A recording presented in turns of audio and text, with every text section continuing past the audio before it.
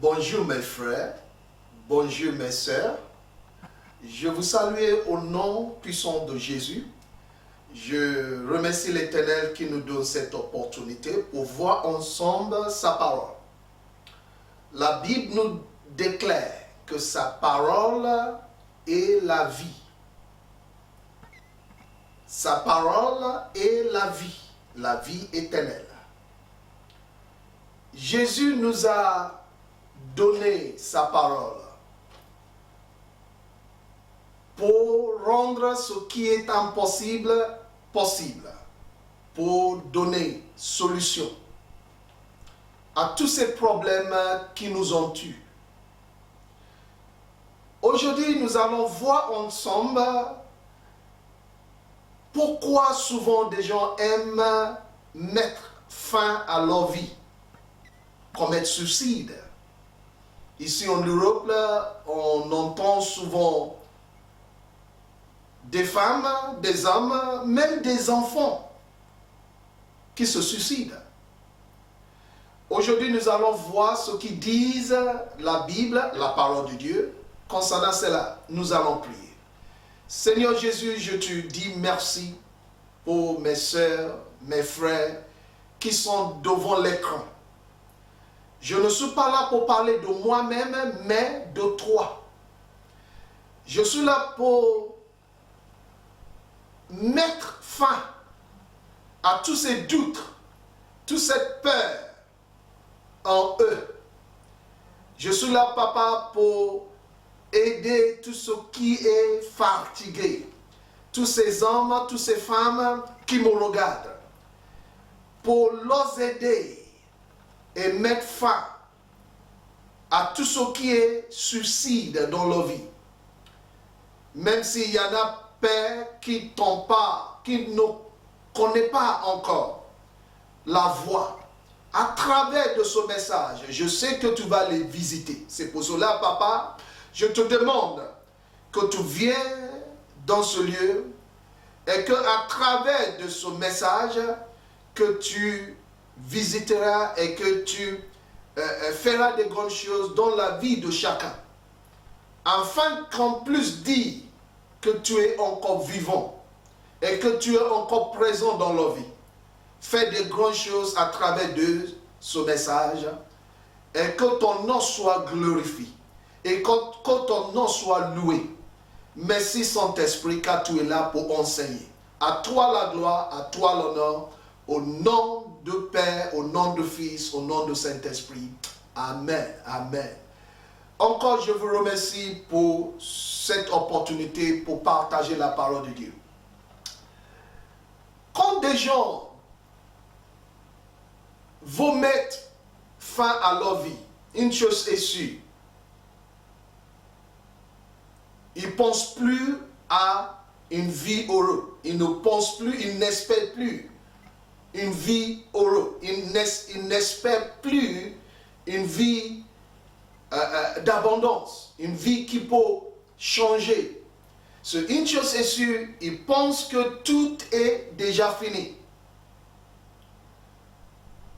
J'aimerais qu'on voit ce qu'ils disent la parole de Dieu. C'est pour cela que je vous invite de prendre votre Bible et nous allons lire le livre de Genèse, chapitre 28.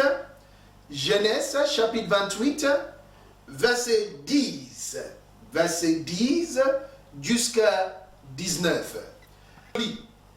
Il arrive un lieu où il passe la nuit, car le soleil était couché. Et il prit une pierre dont il fit son chevet. Et il se couche dans ce lieu-là. Il eut un songe, et voici, une échelle était appuyée sur la terre, et son sommet touchait au ciel. Et voici, les anges de Dieu montent et descendent par cette échelle. Et voici, l'Éternel se tenait au-dessus d'elle.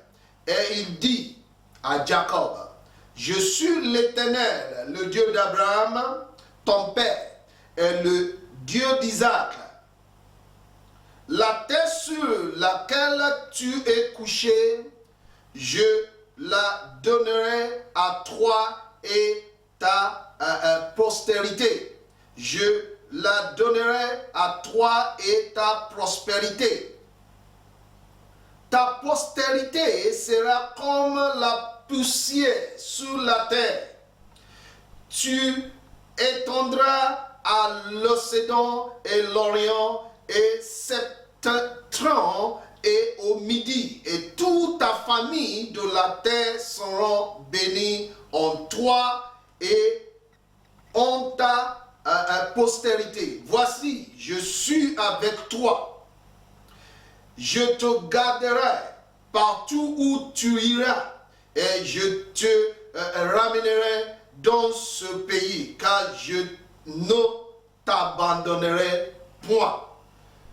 Que je n'ai exécuté ce que je te dis. Nous allons rapidement voir le verset 19. Il donne à ce lieu le nom Bethel. Jacob a eu une visite, c'est ce qu'ils disent la Bible. Et c'était une visite divine. Dieu lui-même est venu lui rendre visite. La Bible nous dit, pendant cette visite, il y avait une déclaration. Déclaration de ce que Dieu lui-même a déjà réservé pour cet homme Jacob. On voit un Jacob vraiment déçu, un Jacob qui est vraiment complètement abandonné, un homme qui ne peut plus rien faire. Un Jacob qui, dans ce passage, un homme déçu, un homme rejeté. On peut imaginer toutes sortes de choses, car en lisant déjà la Bible ici, si Dieu ne vient pas tout de suite, Jacob risque de faire la même chose que beaucoup font aujourd'hui, c'est-à-dire mettre fin à leur vie. La plupart des gens, comme Jacob, sur la terre, sont souvent des gens qui n'ont plus personne à donner, à leur dire quelles sont des solutions, qui n'ont plus personne à leur apporter des solutions à leurs problèmes, qui n'ont plus personne à leur éclairer, à leur montrer le chemin. La Bible nous dit, Dieu lui-même est venu rendre visite à Jacob, un homme déçu, abandonné, un homme rejeté, pour lui dire que rien n'est encore fini. Il y a encore l'espoir. La Bible nous dit, Dieu lui avait encore dit que les mêmes promesses réservées à son père, Abraham, dans le livre de Genèse chapitre 12, les mêmes promesses est là pour lui. Peut-être Jacob a déjà oublié. Peut-être Jacob lui-même a tout fait, a lutté pour arriver à devenir un homme heureux lui-même, à devenir un homme réussi. Mais parce que il n'y avait pas de solution, il n'y avait aucune solution, il n'arrive pas à trouver solution à son problème. Il suffit que Dieu vienne à lui répéter, à lui dire toute cette promesse, à lui aider. Il faut qu'il vienne en aide à Jacob. C'est ce qui se passe dans ce passage biblique. La Bible dit, il n'y a pas que cela, toute sa famille sera bénie. Je vois quelqu'un devant l'écran. tu es devant l'écran et tu es comme cet homme. Tu veux mettre fin à ta vie. Ou dans les prochains jours, tu commences à réfléchir à quoi cette vie, qu'est-ce qui m'apporte cette vie. Ou tu es quelqu'un vraiment rejeté par ta famille, par ton entourage, par des gens que tu aimes, et t'en as mal. Tu te sens vraiment déçu. À cause de tout ce problème de crise financière, tu te sens vraiment malade à cause des problèmes qui viennent gauche et droite. Il y a une solution. Il y a une solution. Le même Dieu qui s'est présenté, qui s'est manifesté à Jacob, veut venir en aide, veut être en aide, veut venir vers toi. Souvent, physiquement, on ne le voit pas. On ne voit pas ce Dieu, on ne voit pas Jéhovah, on ne l'entend pas. Mais dans le règne spirituel, Jéhovah est à côté de toi. Jacob ne savait pas que Dieu est à côté de toi, à côté de lui. Il ne savait pas que le même lieu là où il était, le verset 19, était un lieu saint.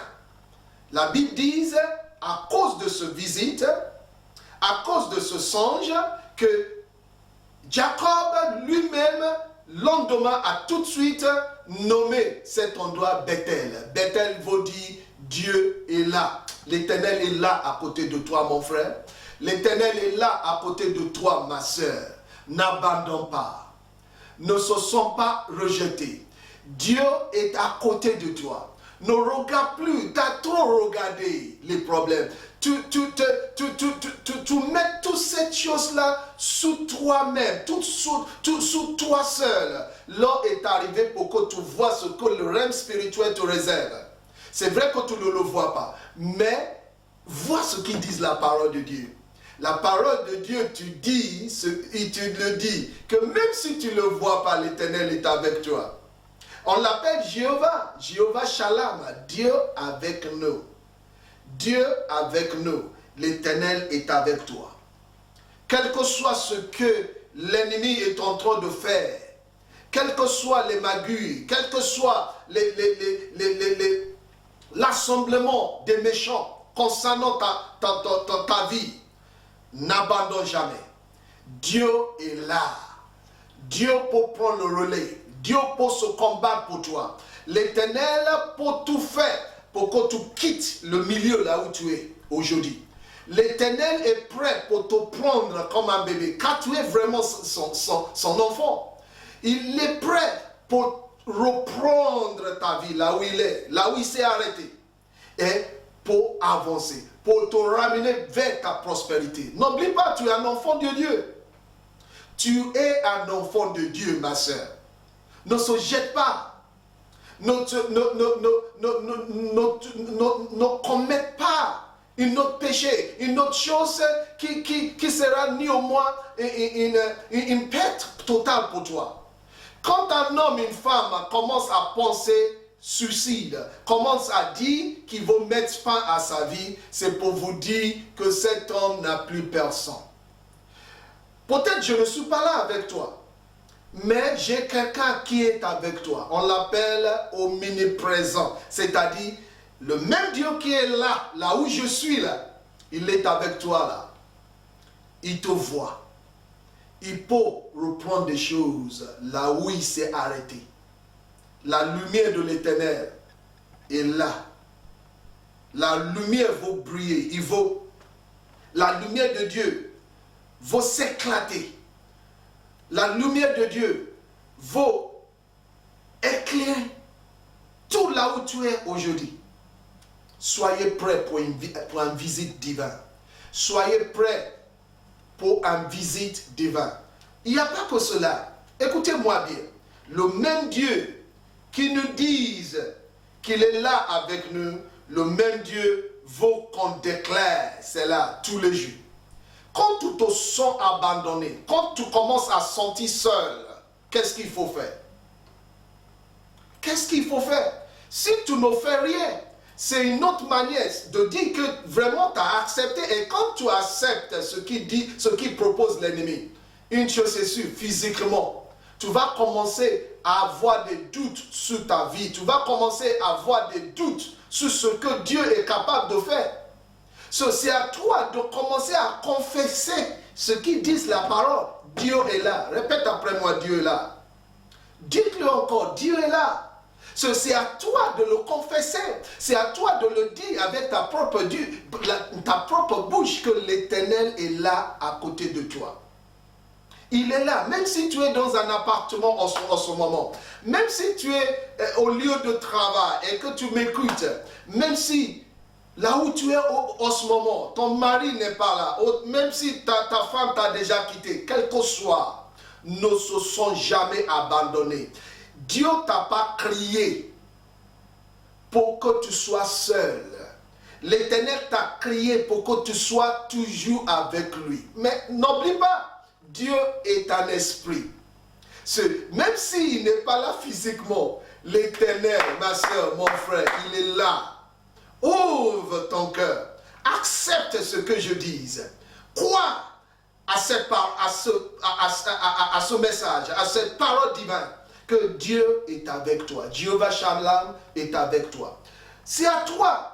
Le livre de 2 Corinthiens, prends ta Bible.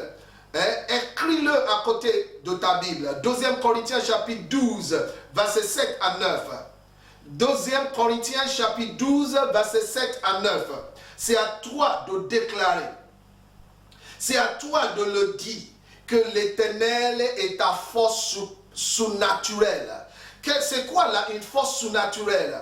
Quand tu te sens incapable de faire quelque chose, Jacob est devenu incapable de former une famille, incapable d'être un père, incapable de nourrir même sa famille, incapable de voir ce que la vie nous réserve, la vie lui réserve, la vie lui tout réserve, des meilleures choses. Il était incapable, la même chose qui se passe dans ta vie. Tu ne vois plus. Tu ne vois plus. Quitte là où tu es en ce moment. Je ne te parle pas physiquement. Dans le règne spirituel, quitte. Quitte.